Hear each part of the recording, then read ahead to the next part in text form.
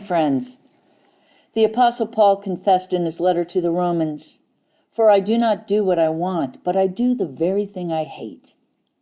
For I have the desire to do what is right, but not the ability to carry it out. For I do not do the good I want, but the evil I do not want is what I keep on doing." This is the plight of all human beings, isn't it? Even though we know what's right to do, we often struggle to follow through with the things that will give us and our family and friends the peaceful and fulfilled life that God promises to us. Jesus knew this tendency well. That is why at the very beginning of his ministry, he began by spending 40 days and nights in fasting and reflection, a practice that we as Christians follow each year, known as the season of Lent, which begins on February 17th. Recently, I received some advice from an unusual source that I'll offer up for your Lenten practice.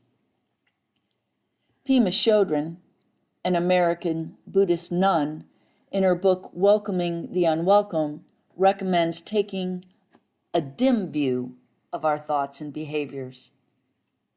And by dim, she means getting in the practice of routinely asking ourselves, does it matter? For instance, when I'm about to send a harsh or slanderous email, does it matter? Does it matter to me? Does it matter to others? When I'm about to take something that doesn't belong to me, does it matter? Does it make any difference, even if no one will ever find out? When I eat the last piece or throw something out of the window of my car or glare at someone, does it matter? What are the consequences of my behavior? Am I causing harm to myself or others? If I go off on someone, does it really matter?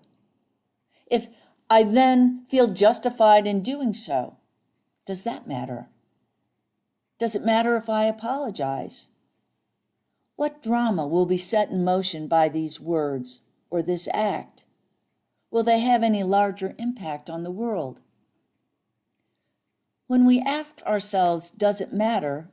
We can first look at the outer, more obvious result of our actions, but then we can go deeper by examining how we are affecting our own mind. Am I making an old habit more habitual? Am I strengthening tendencies that I'd like to weaken? When I'm on the verge of lying to save face or manipulating a situation to go my way, where will that lead? Am I going in the direction of becoming a more deceitful person or a more guilty, self-denigrating person? How about when I experiment with practicing patience or generosity? How are my actions affecting my process of becoming more like Jesus? Where will they lead? By questioning ourselves in these ways, we can start to see virtue in a new light. Virtuous behavior is not about doing good because we feel we're bad and need to shape up. Instead of guilt or dogma, how we choose to act can be guided by wisdom and kindness. Seen in this light, our question then boils down to what awakens my heart and what blocks that process from happening.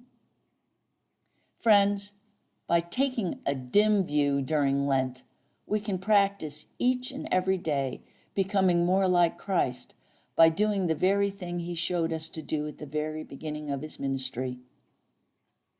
May we take the coming 40 days to strengthen the things that really matter. Let us let go of those things that don't. This is the best way we can prepare ourselves to resurrect a new life along with Jesus when Easter finally comes. Be well, friends. Let's do the things that matter. Amen.